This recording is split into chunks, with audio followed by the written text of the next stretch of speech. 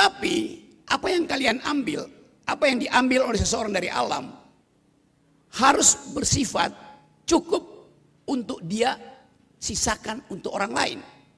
Itu namanya etika politik.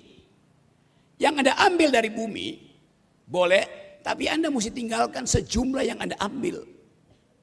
Dari situ kita belajar tentang keseimbangan ekologi. Silakan ambil, silakan eksploitasi, tapi Anda harus tahu bahwa yang Anda ambil harus juga bisa diambil oleh orang lain. Binatang tidak begitu, binatang ambil aja.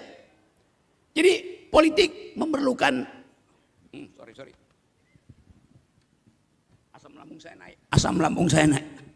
Bentar ya, sambil saya berpikir.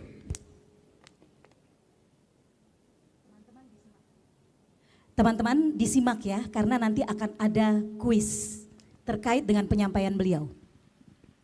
Sekarang kita lanjut. Tadi saya terangkan bahwa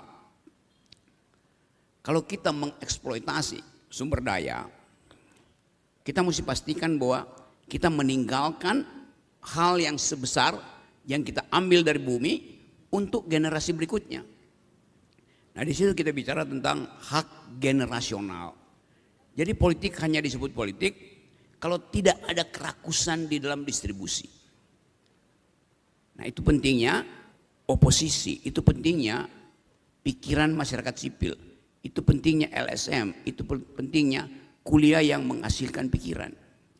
Jadi saya ringkas dulu di situ supaya kita bisa diskusi lebih lanjut. Mulailah sekarang mengubah definisi politik.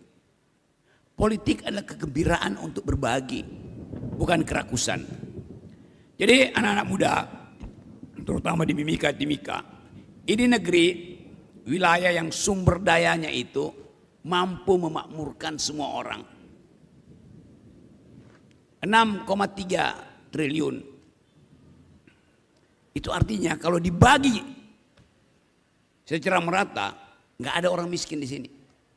Tapi kenapa ada kemiskinan? Karena kebijakan tidak menghitung impact dari public policy.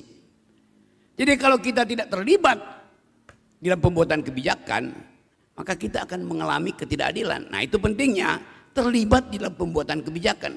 Pengaruhi DPR melalui opini, pengaruhi eksekutif melalui diskusi,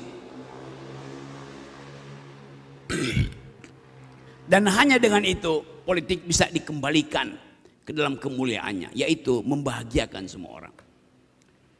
Ini berlaku juga sampai di tingkat negara.